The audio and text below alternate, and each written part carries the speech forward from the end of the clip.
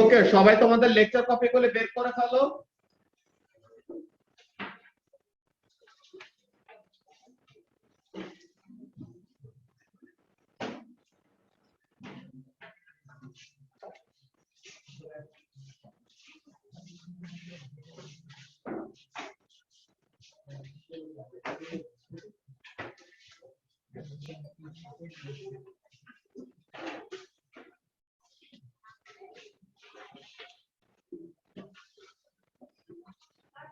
সামনের বেঞ্চ গুলো থেকে পানি পড়ছে, এগুলোতে কি সমস্যা? আচ্ছা, তো এখন এখানের মধ্যে খেয়াল করো, আমরা লাস্ট ক্লাসে কি করছিলাম? আয়োনাইজিং রেডিয়েশন গুলির যে লিস্টটা দিছিলাম ওইটার মধ্যে আলফা আর বেটা মাইনাস পার্টিকেল গুলো নিয়ে ডিসকাশন করছিলাম যে আলফা পার্টিকেল কিভাবে এমিট হয়, আলফা পার্টিকেল এটার নেচার কেমন, দেন বেটা পার্টিকেলের নেচার কেমন, এটা কিভাবে করে এমিট হয়। তো এই সব জিনিসগুলো নিয়ে ডিসকাস করছেন, এটার সাথে রিলেটিং যে ইকুয়েশন গুলি। ওকে, তো এখন আজকের ক্লাসে আমরা ফার্স্ট অফ অল বেটা প্লাসেরটা দেখবো, গামারটা দেখবো, নিউট্রনের রেডিয়েশনের এগুলো দেখবো। এরপরে এইসব ডিসকাশনের পর নেক্সট ক্লাসে আমরা সামারাইজ করব যে আলফা বেটা গামা কার পেনিট্রেটিং পাওয়ার কত, কার আয়োনাইজিং পাওয়ার কত, এইসবগুলো জিনিসকে ডিসকাস করব। এই জিনিসটা আমাদের তাদের প্রপার্টি গুলি জানতে হয়, এগুলোর এক্সপ্লেনেশন বুঝতে হলে। তো ফার্স্ট অফ অল বেটা মাইনাস পার্টিকেলের এক্সপ্লেনেশন আমরা কি করছিলাম? বেটা মাইনাস পার্টিকেল কখন এমিট হয়? যখন নাকি একটা নিউক্লিয়াসে কি থাকে, এক্সেস নাম্বার অফ নিউট্রনস থাকে, তাই না? যে নিউট্রন অনেক বেশি আছে, তো এর জন্য সে কি না, স্টেবল না। তো সে স্টেবল হওয়ার জন্য কি করবে? নিউট্রন নাম্বার কমাইতে চাবে, আর প্রোটন নাম্বার কি করতে চাবে? বাড়াইতে চাবে। তো তাহলে এই কাজটা সে কিভাবে করে? আর neutron inside the nucleus splits into a proton and an electron.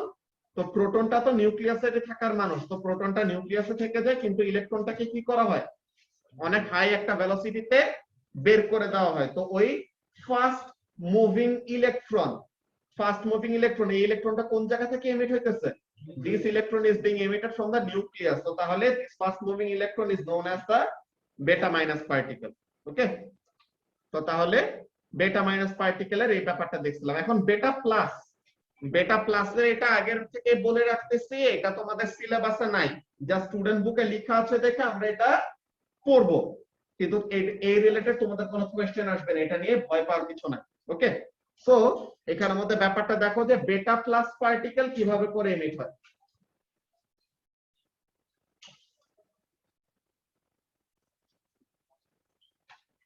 বেটা প্লাস, আমরা যেটা বেটা মাইনাসটা পড়ে আসছে ওইটা সিলেবাসে আছে, বেটা প্লাসটা সিলেবাসে নাই। তো বেটা প্লাসের এক্সপ্লেনেশনটা জাস্ট জানার জন্য জানা, এটা আমাদের এক্সামে আসবে না। ওকে, তো এখন বেটা প্লাসের ব্যাপারটা দেখো কি, নিউট্রন যখন বেশি ছিল তখন নিউট্রন নাম্বারকে কমাইতে চাইছিল। তো এরকম সেম ওয়েতে আমরা সেম লজিক বলতে পারি না, যদি প্রোটন অনেক বেশি থাকে তো তখন কি করতে চাবে? প্রোটন নাম্বার কমাইতে চাবে। তো এই ব্যাপারটাই বেটা প্লাস ডিকের সময় হয়। কেমন হয়? A proton inside the nucleus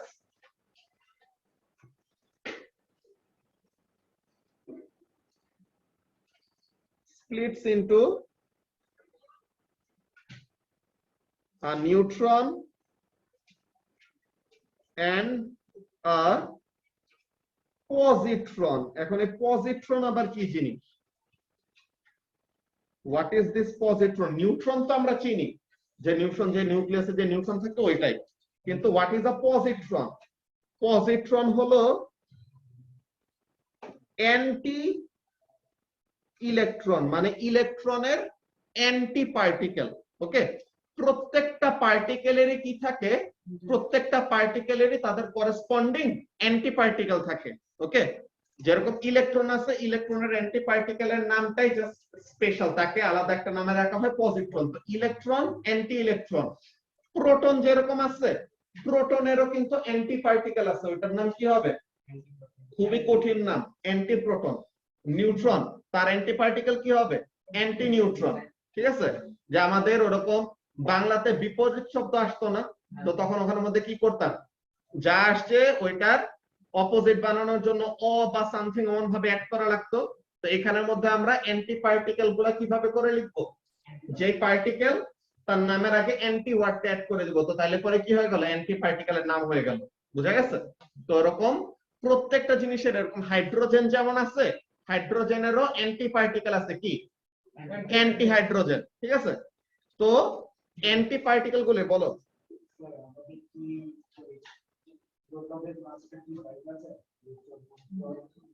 হ্যাঁ, প্রোটনটা নাই হয়ে যায়, প্রোটন ভেঙে নিউট্রন আর এই পজিট্রন বানায়। বুঝছো?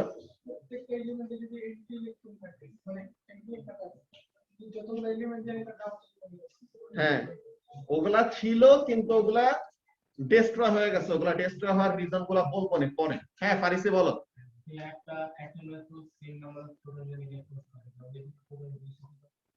কোনটা প্রোটন বেশি কি হবে বুঝি নাই। এক্সট্রা প্রোটনটা কিসে?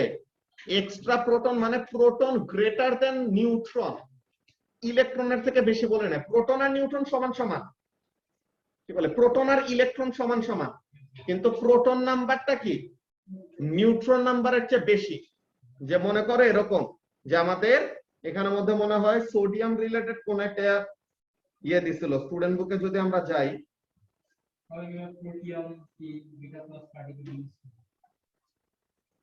প্রোটিয়ামে কি আছে? প্রোটিয়ামে তো জাস্ট একটা প্রোটনই আছে, তার তো আর কোনো নিউট্রনই নাই।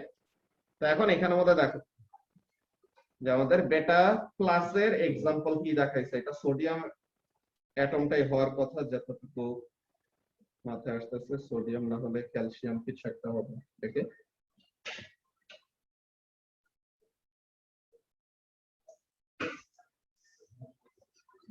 এই যে সোডিয়াম, এটাই। এই যে দেখো সোডিয়াম এখানের মধ্যে কত? সোডিয়াম 22। তো তাহলে এখন সোডিয়াম 22 এর এখানের মধ্যে তার কি আছে? নিউট্রন নাম্বারের সমান প্রোটন নাম্বার আছে, কিন্তু আজান দেয়, দাঁড়া 1 মিনিট আমরা ওয়েট করি।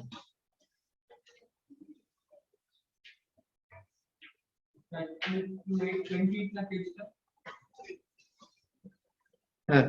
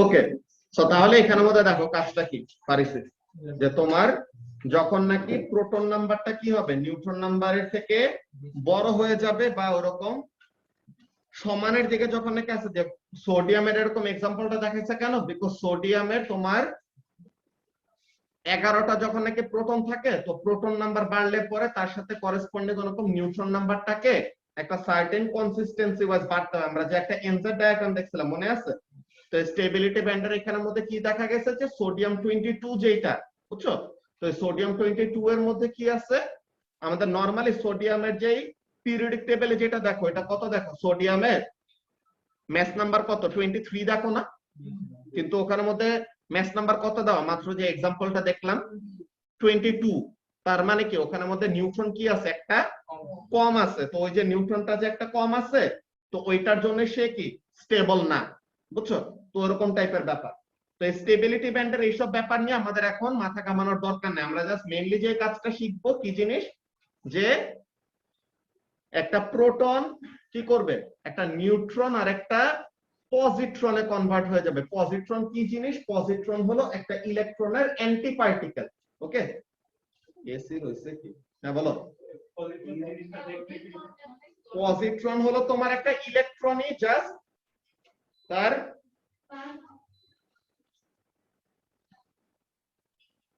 ইয়েটা করতে হবে।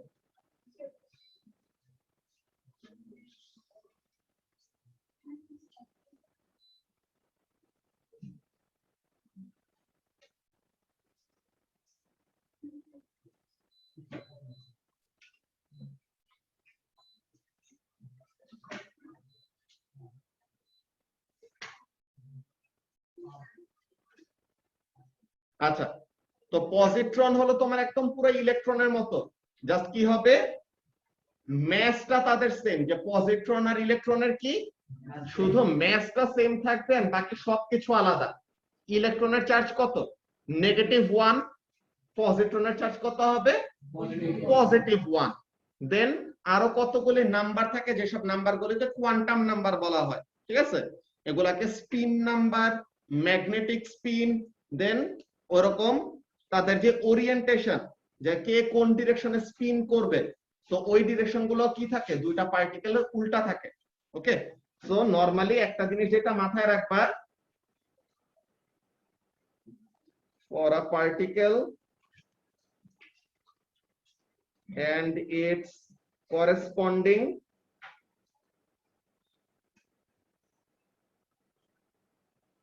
antiparticle, only their mass are same.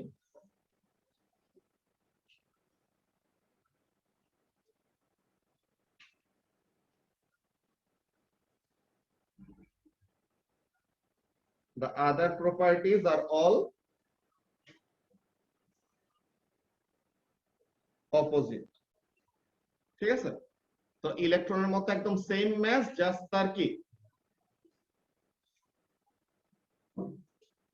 Charge বলো, দেন অন্য যত প্রপার্টি গুলো আছে ওইসব তোমরা এখনো শিখো নাই, তো এখন তোমরা জাস্ট এটা জানবা যে ম্যাস কি থাকবে, ম্যাস তোমার সেম থাকবে এন্ড চার্জ কি থাকবে উল্টা। ওকে,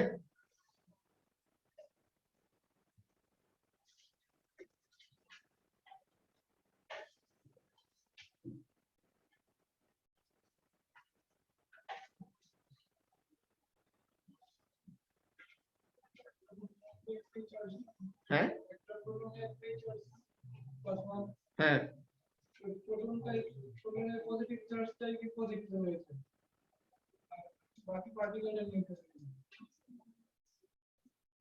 আচ্ছা, তো তাহলে এখানের মধ্যে ব্যাপারটা কি হচ্ছে দেখো, যে আমরা যেরকম কি দেখছিলাম, নিউট্রন যে বেটা মাইনাসের সময় কি একটা নিউট্রন ভেঙে একটা প্রোটন আর একটা ইলেকট্রনে কনভার্ট হয় না, ওরকম সেম এখানের মধ্যে কি হবে, একটা প্রোটন ভেঙে কি হয় একটা নিউট্রন আর একটা পজিট্রনে কনভার্ট হয়। ঠিক আছে, তো তাহলে এখানের মধ্যে কাজটা কেমন, যে সোডিয়াম 22 সে টিকে করে কি করলো, একটা পজিট্রন ক্রিয়েট করলো। পজিট্রনের ম্যাস কি হবে, ইলেকট্রনের মতো একদম নেগলিজিবল, মানে কত, 0। ঠিক আছে, তো তাহলে পজিট্রনের ম্যাস হলো 0। এখন ইলেকট্রনের জন্য যে বেটা মাইনাসের জন্য আমরা কত লিখছিলাম, -1। তো তাহলে বেটা প্লাসের জন্য কি হবে, +1 হবে। এটা হলো বেটা প্লাস পার্টিকেল। তো এখন আমরা লাস্ট দিন যেরকম ভাবে ইকুয়েশন মিলাইছিলাম ওরকম ভাবে সেম করতে পারবো না, প্লাস সাথে এনার্জি। হ্যাঁ, এক্সাম ইকুয়েশনটা ওরকম ম্যাস নাম্বার অ্যাটমিক নাম্বার ওরকম মিসিং থাকবে, যেমন টাইপের আসবে না আমাদের এক্সারসাইজ কোশ্চেন গুলো। হ্যাঁ না, বেটা প্লাসের আসবে না। এই যে, তো এই হলো তোমার প্রোটন। তো এইটা কি আর এগুলা কি হবে এইসব বের করতে হবে। তো দেখো উপরে 1, যে এরর লেফট হ্যান্ড সাইডে কত আছে, 1 না, এরর লেফট হ্যান্ড সাইডে আছে 1, তো রাইট হ্যান্ড সাইডে কত হতে হবে, 1 হতে হবে। তো ওর আছে 1, তো তাহলে এটা হবে কত, 1, ওইটা 1 হবে। 1 is equal to 1 plus unknown 0, তো তাহলে x কত হবে, 0 হবে না, তো তাহলে এটা হবে 0। বুঝছো, দেন নিচেটা দেখো, নিচে কত আছে, 1, এখানে কত আছে, তো এটা কত হবে, 1 হবে। তো এরকম বক্স গুলো এরকম ফিল আপ করবে একদম বাচ্চাদের মতো।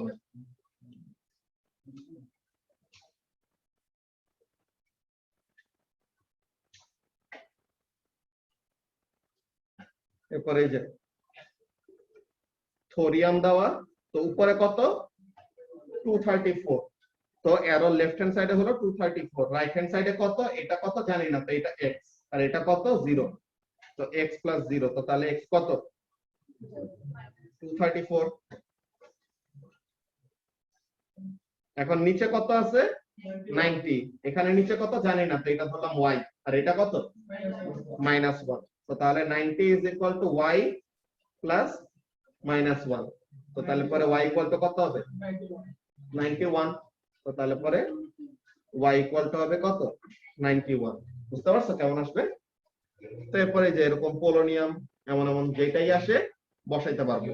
ওকে, তো তাহলে এই যে উপরে আছে কত, 22, এখানে আছে কত, 0, তো তাহলে এটা কত হবে, 22, এখানে আছে 11, এখানে আছে 1, তো এটা হবে কত, 10, যে 10 আর 1 মিলে কত হবে, 11 হবে। বুঝতে পারছো।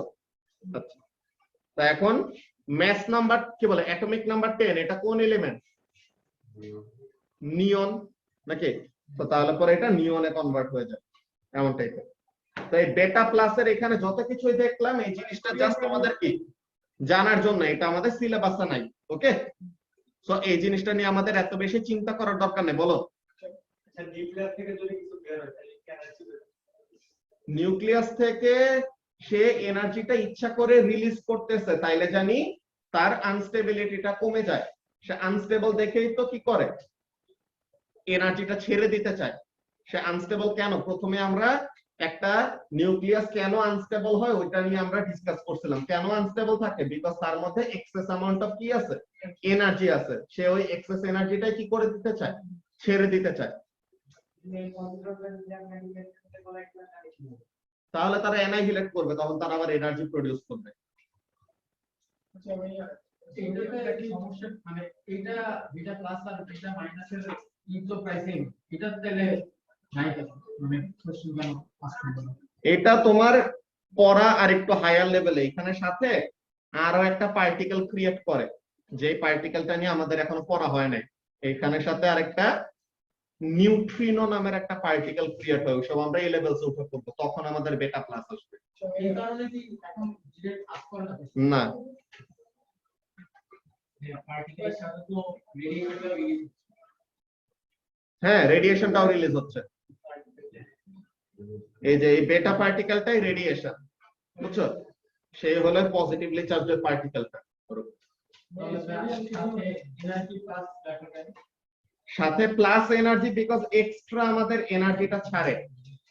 এই জিনিসটা আমরা একটু পরেই পাবো অ্যানসার, কেন যে এতক্ষণ যে জিজ্ঞাসা করতেছে এই জিনিসটা ভালো একটা অবজারভেশন, যে প্রত্যেকটা জায়গাতে আমরা প্লাস এনার্জি লিখতেছি, তো এই এনার্জিটা আসলে কি, ওই এনার্জিটা এখন আমরা দেখবো। এসে কি হয়েছে, এটা ডাক্তার পারভেজ ভাইরা ডাক দাও তো।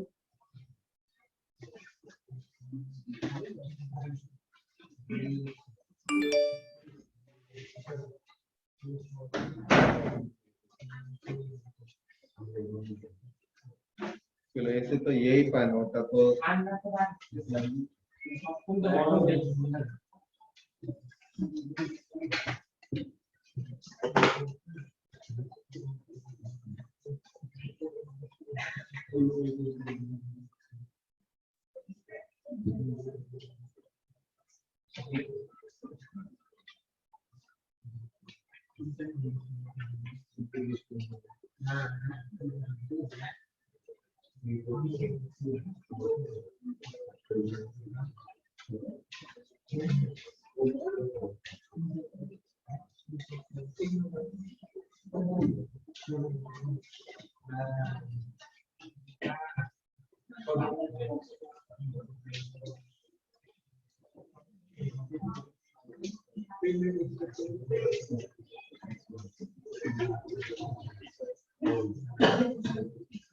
ऐसे क्यों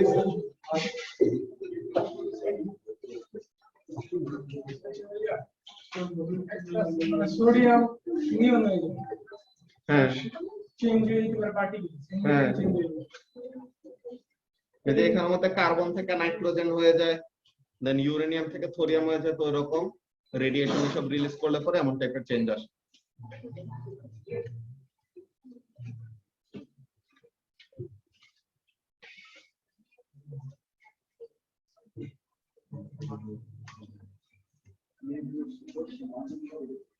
হ্যাঁ ঠিক আছে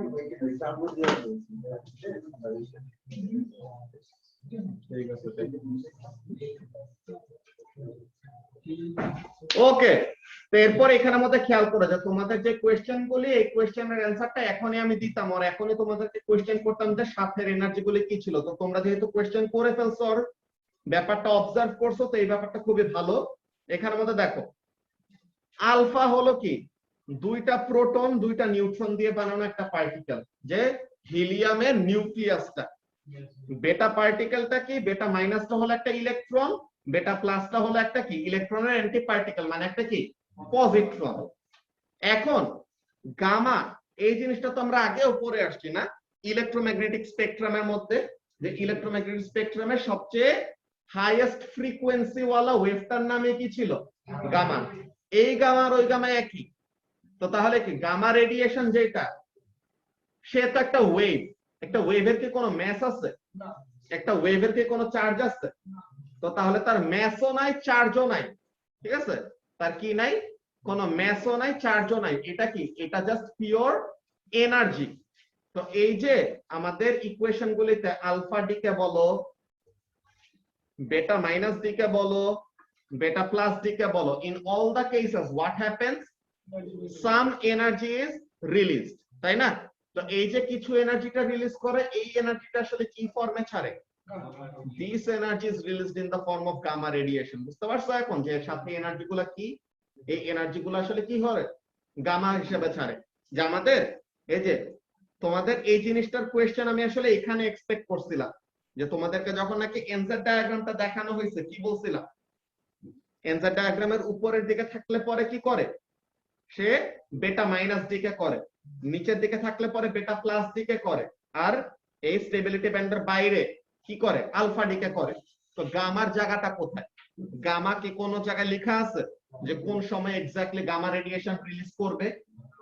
এটা কেন? বিকজ গামার কোনো স্পেসিফিক ক্রাইটেরিয়া নাই, প্রত্যেকটা রেডিয়েশনের সাথে কি করে, গামাও রিলিজ করে। বুঝা গেছে?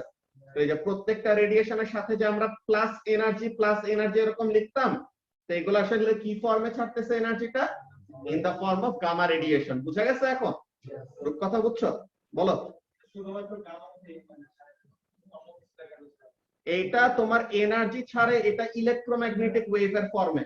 এখন এই জিনিসটা আমরা ফোটনের কনসেপ্ট এখন শিখবো, যে ফোটন আসলে কি জিনিস। তোমাদের মধ্যে কেউ কে বলতে পারো global warming or green house effect, এইসব জিনিসগুলো নিয়ে তো তোমরা পড়ালেখা করে আসছো, তাই না? তো এখন গ্রিন হাউস ইফেক্টটা কি জিনিস কেউ বলতে পারবা? তাসফিক? হিট ট্র্যাপ হয়ে যায় কেমনে? কার্বন ডাই অক্সাইড কেন আটকাইতে পারে, তো অক্সিজেন কেন পারবে না? বাকি কেউ?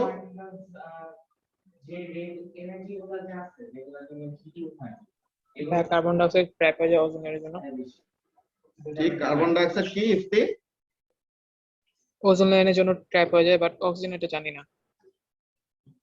আচ্ছা, হ্যাঁ তাসফিক বলো। আমাদের যে রেডিয়েট কার্বন সারফেস থেকে কার্বন ডাই অক্সাইড ইন্ডিয়ান ওই যেগুলো রিফ্লেক্ট করে ওগুলো অ্যাবজর্ব করে রাখে, ট্র্যাপ করে রাখে।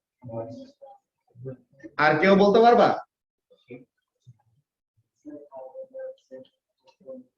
আচ্ছা, ফার্স্টে জাস্ট এই সিম্পল কোশ্চেনটার অ্যানসার দাও তাসফিক, যে সান থেকে তোমার, না এখানে পোলারাইজিং নিয়ে না ওয়াসি, পোলারাইজেশন এটা ডিফারেন্ট কেস, এখানে না। একটা জিনিস যে সিম্পল কথা চিন্তা করো, সান থেকে এনার্জিটা ঠিকই আসতে পারে, তখনও তো কার্বন ডাই অক্সাইডের ভিতর দিয়ে আসে নাকি? তো সান থেকে এনার্জিটা ঠিকই ভিতরে আসতে পারে, কিন্তু বের হইতে সময় তখন তারা আটকায় যায়। তো কি এমন চেঞ্জ হয় বলো? শর্টার ওয়েভলেন্থে আসে, লম্বা ওয়েভলেন্থে যায়, উল্টা বলছো, ঠিক আছে। বাট কেন ওয়েভলেন্থের চেঞ্জটা কেন হয় বলতে পারবা? সারফেস হিট করার পর ওই তো ওয়েভলেন্থটা বা এনার্জিটা কেন চেঞ্জ হয়? আমাদের রেগুলার ইনফরমেশন বেশিরভাগ গ্যামা হিসেবে লিখতে পারে। কি কি গ্যামা হিসেবে? পিছে তোমরা দুজন রূপকথা সামনে বেঞ্চে, সামনে চলে আসো। ইমতিয়াজ তুমি এখানে চলে আসো।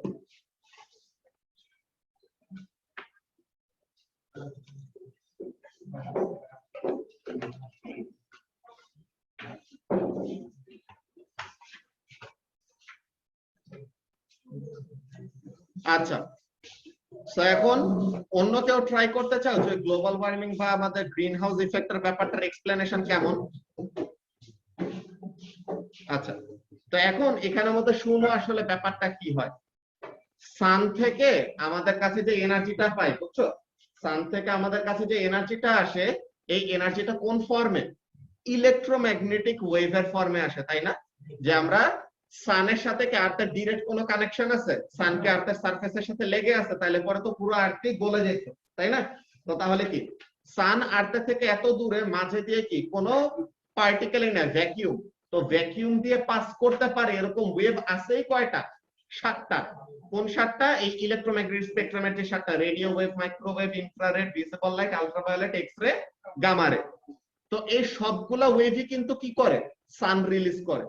সান এই ইলেকট্রোম্যাগনেটিক স্পেকট্রামের 7টা ওয়েভ আছে, 7টা ওয়েভে কি করতেছে? রিলিজ করতেছেন, আমাদের আর্থের দিকে আসতেছে।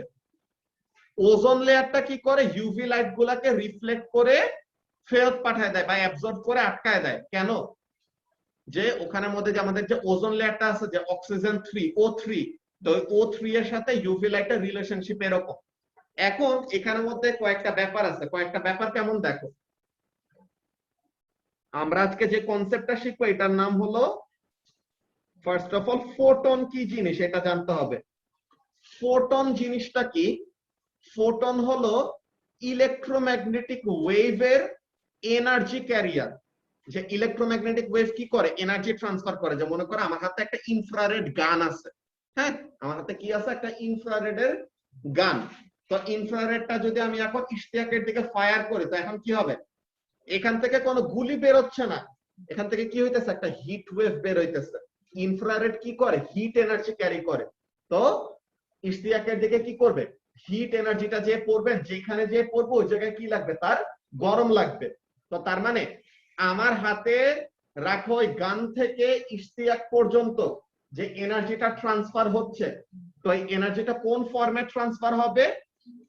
In the form of photon. Then এই যে লাইট এখানের মধ্যে পড়তেছে, প্রজেক্টর থেকে লাইটটা এখানে পড়তেছে, দেন এখানে থেকে লাইটটা রিফ্লেক্ট করে তোমাদের চোখে আসতেছে। সো এই যে তোমরা চোখে লাইটটাকে দেখতে পাচ্ছ, তোমরা কি লাইট দেখতে পাও চোখে? লাইট কিন্তু আমরা চোখে দেখি না, কিন্তু কি হয়, ইনফরমেশনটা বা এনার্জিটা আমাদের কাছে পৌঁছায় যায় না। তো এই যে ইলেকট্রোম্যাগনেটিক ওয়েভটা, তুমি কিন্তু বোর্ডের সাথে কন্ট্যাক্টে নাই, তাইলে পরে বোর্ডের ইনফরমেশনটা তোমার কাছে পর্যন্ত পৌঁছায় যাইতেছে। কে নিয়ে যাইতেছে? এটা নিয়ে যাইতেছে ফোটন। তো প্রত্যেকটা ইলেকট্রোম্যাগনেটিক ওয়েভের কি আছে? ফোটন আছে, বুঝছো?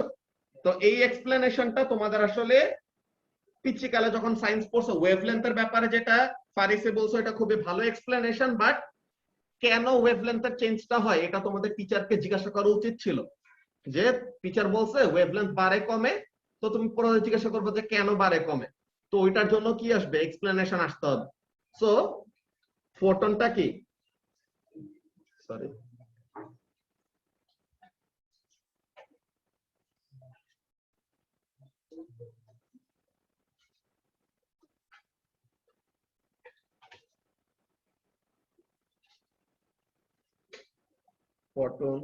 photons কি জিনিস? These are packets of energy. They act as the energy carrier of one wave, electromagnetic waves. তো তাহলে ইলেকট্রোম্যাগনেটিক ওয়েভের এনার্জি ক্যারি করে কারা? ফোটনরা। আচ্ছা, এখন ফোটনের, আচ্ছা আইনস্টাইন নোবেল প্রাইজ পাইছে, এটা তো সবাই জানো নাকি? আইনস্টাইন নোবেল প্রাইজটা কেন পাইছে কেউ জানো? সে তো অনেক কিছুই বের করছে, তাই না? তা এখন কোন জিনিসটার জন্য সে নোবেল প্রাইজটা পাইছে? অনেকজনের একটা মিসকনসেপশন থাকে, তারা ভাবে যে E = mc² এই ফর্মুলার জন্য বা তার থিওরি অফ রিলেটিভিটি ওইসবের জন্য পাইছে, কিন্তু আসলে না। সে আসলে ফটো ইলেকট্রিক ইফেক্ট, এই জিনিসটা একটা কনসেপ্ট আছে যে প্রত্যেকটা জিনিসে ওয়েভ, প্রত্যেকটা জিনিসে পার্টিকেল। যে আমাদেরকে দেখে কি মনে হচ্ছে আমরা কি পার্টিকেল, তাই না? এই বেঞ্চ, এই ল্যাপটপ, এই প্রজেক্টর সবকিছু দেখে কি লাগে? পার্টিকেল মনে হয়, কিন্তু তাদের মধ্যেও কি আছে? ওয়েভ নেচার আছে। আবার লাইটকে কি জীবনে তুমি বলবা লাইট একটা পার্টিকেল? কিন্তু লাইটের কিন্তু কি আছে? পার্টিকেল নেচারও আছে, বুঝছো? তো প্রত্যেকটা অবজেক্টের আর প্রত্যেকটা পার্টিকেলের কি আছে? It has both wave property and particle property. এই জিনিসটাই আইনস্টাইন প্রুফ করে কি পাইছে? নোবেল প্রাইজটা পাইছে। লাইট পার্টিকেলেরও পার্টিকেল নেচার আছে, ওইটা আমাদের কেস বাই কেস বেসিসে ওরকম এক্সপ্লেনেশন দেওয়া যায়। ওইটা আমরা এ লেভেলসে উঠলে কয়েকটা ব্যাপার পড়ব। বলো। ফোটন তো একটা পার্টিকেল, আর এটা হলো ওয়েভও। ওয়েভ। হ্যাঁ, এই জিনিসটা, এইটারই এক্সপ্লেনেশন আমরা বড় হলে পরে শিখব। হ্যাঁ, সব পার্টিকেলই একটা ওয়েভ। হ্যাঁ, অল পার্টিকেলস আর ওয়েভ। আচ্ছা, তোমরা যে কোভ্যালেন্ট বন্ড, আয়নিক বন্ড পড়ো, জানো যে কোভ্যালেন্ট বন্ডের মধ্যেও যে আয়নিক নেচার আছে? তোমরা যে এই যে সোডিয়াম ক্লোরাইড যে পড়ো, এটাকে কি বলো? আয়নিক বন্ড বলো না? কিন্তু এর মধ্যে কিন্তু কোভ্যালেন্ট প্রপার্টিও আছে। এটা 85% আয়নিক, 15% কোভ্যালেন্ট।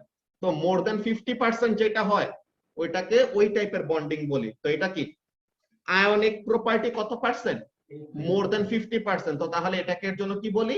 আয়নিক বন্ড বলি। তো প্রত্যেকটা জিনিসের এরকম পার্সেন্টেজ আছে, বুঝতে পারছো? হ্যাঁ, এরকম প্রত্যেকটারই আমাদের এমন প্রবাবিলিটি দিয়ে সবকিছু কাজ করে। এই যে আমরা ইলেকট্রন গুলাকে যে বলি, ইলেকট্রন গুলা কোথায় থাকে? ইলেকট্রন শেলে থাকে। বড় হলে পরে পড়বা যে ইলেকট্রন শেল বলতে কিছু নাই, ঠিক আছে? এগুলা জাস্ট আমাদের একটা প্রবাবিলিটি যে ইলেকট্রনের ডেনসিটিটা ওই জায়গায় বেশি, তো এইভাবে করে ইলেকট্রনের পজিশন অন্য করে ডিটারমাইন করা হয়। তো এইসব যত আস্তে আস্তে বড় হবা তত আমাদের ম্যাথস এর বেসিক যত বাড়বে তত উই ক্যান অ্যাকচুয়ালি কন্টেমপ্লেট যে ওখানের মধ্যে কেমন কি ব্যাপারগুলো হইতেছে। এখন যদি তোমাদেরকে বলে ওগুলো সবকিছু মাথার উপর দিয়ে যাবে, বিকজ তোমাদের ম্যাথস এর বেসিক এখনো এত স্ট্রং না। ওকে, তো যত আস্তে আস্তে তোমাদের কনসেপ্ট ক্লিয়ার করবা ম্যাথস রিলেটেড, তত তোমাদের ফিজিক্স আর কেমিস্ট্রি রিলেটেড কনসেপ্ট আরো ভালো মতো বুঝতে পারবা। বলো প্রত্যেকটা ফোটন কত জুল এনার্জি? এইটা ডিপেন্ড করে তার ফ্রিকোয়েন্সির উপর। ওই জিনিসটা এখন আমরা লিখবো যে ফোটন কি, ফোটনরা ইলেকট্রোম্যাগনেটিক ওয়েভের এনার্জি ক্যারি করে। এখন কত এনার্জি, যে কত বেশি বা কত কম এনার্জি ক্যারি করবে, এটা ডিপেন্ড করে ফ্রিকোয়েন্সির উপর। ঠিক আছে, তো এখন এখানের মধ্যে কাজটা কি দেখো, ফ্রিকোয়েন্সি যত বেশি এনার্জি কি হবে তত বেশি, ফ্রিকোয়েন্সি যত কম হবে এনার্জি তত কম। বলো না, ফ্রিকোয়েন্সিটা হলো ওয়েভের ফ্রিকোয়েন্সি। গামার ফ্রিকোয়েন্সি কত, দেন ইনফ্রারেড এর ফ্রিকোয়েন্সি কত, এরকম। এনার্জি পার ফোটন বাড়বে। আর আরেকটা ইন্টেন্সিটি, তুমি যেটা বলতেছো নাম্বার অফ ফোটন, এটা হলো ইন্টেন্সিটি। ঠিক আছে, ওকে। সো এখন এখানের মধ্যে ব্যাপারটা দেখো যে এনার্জিটা কিসের উপরে ডিপেন্ড করে, ফ্রিকোয়েন্সির উপর। এখন দেখো তোমাদের প্রত্যেকটা জিনিস সেন্স মেক করা শুরু করবে। তোমাদের গ্লোবাল ওয়ার্মিং যেহেতু আর গ্রিন হাউস ইফেক্ট যেহেতু আগে থেকে জানো, তো ওই জিনিসটা নিয়ে আমি প্রথমে এক্সপ্লেনেশনটা দিতেছি, তাহলে যেন ফোটনের কনসেপ্টটা তোমাদের মাথায় যায়। হ্যাঁ, তো কেমন জিনিস হয় খেয়াল করো। সানের থেকে যে এনার্জিটা আসবে, সানের এনার্জি কন্টেন্ট বেশি নাকি আর্থের এনার্জি কন্টেন্ট বেশি, কি মনে হয়? সানের এনার্জি কন্টেন্ট বেশি। তো তাহলে সান থেকে যে ওয়েভগুলি আসবে তাদের ফ্রিকোয়েন্সি বেশি হবে নাকি কম হবে? বেশি হবে। ওকে, তো তাহলে সান থেকে যে ওয়েভগুলি আসতেছে তাদের এনার্জি বেশি, তো বেশি এনার্জি হলো ওয়েভগুলোর ফ্রিকোয়েন্সিও কি হয়, বড় হয় আর বেশি থাকে। তা এখন ফ্রিকোয়েন্সির সাথে ওয়েভলেন্থের রিলেশনশিপ কেমন দেখো তো Farisi. v equal to F lambda, নাকি? যে তোমার v is equal to F lambda. তো এখন এখানের মধ্যে স্পিড অফ ইলেকট্রোম্যাগনেটিক ওয়েভ কিসের সমান? স্পিড অফ লাইটের সমান। তো লাইটের স্পিড তো কনস্ট্যান্ট। তো এখন ফ্রিকোয়েন্সি যদি বাড়ে ওয়েভলেন্থটা কি হবে? কমবে। তাহলে এনার্জি যার বেশি তার ফ্রিকোয়েন্সি বেশি, তো তার ওয়েভলেন্থটা কি হবে? কম হবে। এখন দেখো তুমি এক্সপ্লেনেশনটা মিলাইতে পারো নাকি ফারিসি? তো এখানে খেয়াল করো, যার ওয়েভলেন্থ যত ছোট, ঠিক আছে, কোন একটা ছোট জিনিস মনে করো একটা ছাকনির মতো চিন্তা করো। তো একটা ছোট জিনিস কি করবে, একটা ছোট গ্যাপ থাকলে পরে ওটার ভিতর দিয়ে পেনিট্রেট করে পাস করে চলে যেতে পারবে। তো ওয়েভলেন্থটা অ্যাকচুয়ালি আমাদের কিসের সাথে রিলেটেড? পেনিট্রেটিং পাওয়ারের সাথে রিলেটেড। তো ওয়েভলেন্থ যদি ছোট হয় সে কি করতে পারবে? অনেক ইজিলি পেনিট্রেট করতে পারবে। আর ওয়েভলেন্থ যদি বড় হয় তো তখন কি, অবজেক্টের সাইজটা বড়, তো এরকম ছোট স্পেসিং ওয়ালা ছাকনি নিলে পরে ওগুলা কি করবে? আটকায় যাবে। বুঝা গেছে? তো তার মানে তাহলে ভাই গামার পেনিট্রেটিং পাওয়ার বেশি না? এক্স্যাক্টলি, গামা হলো সবচেয়ে penetrating.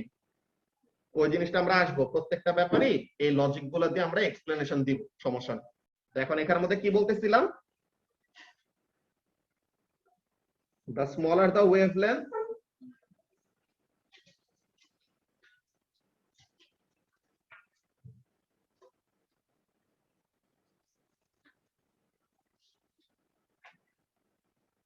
the greater is the penetrating power.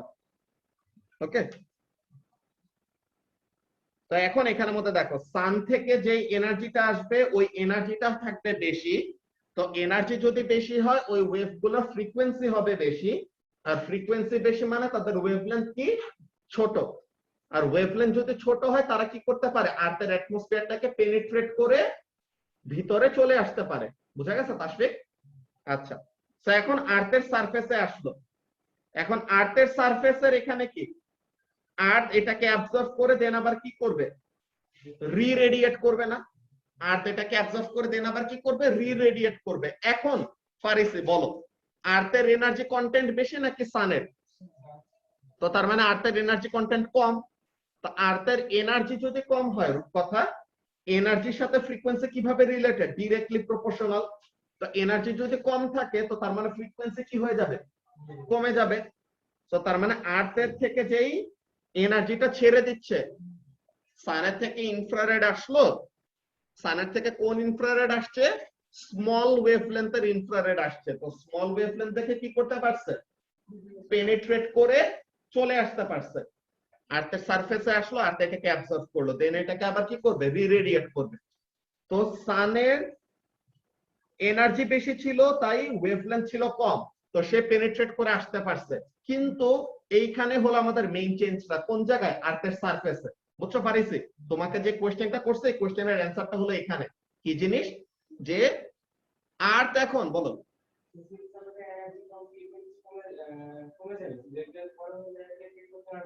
Exactly ওই জিনিসটার জন্যই ট্র্যাপ হয়ে থাকে। বুঝছো? তো এখন এখানের মধ্যে কি, আর্থ যে এনার্জিটা রেডিয়েট করতেছে বা আর্থ যে ওয়েভটা ছাড়তেছে তার এনার্জিটা কি? কম। তো এনার্জি কম মানে কি?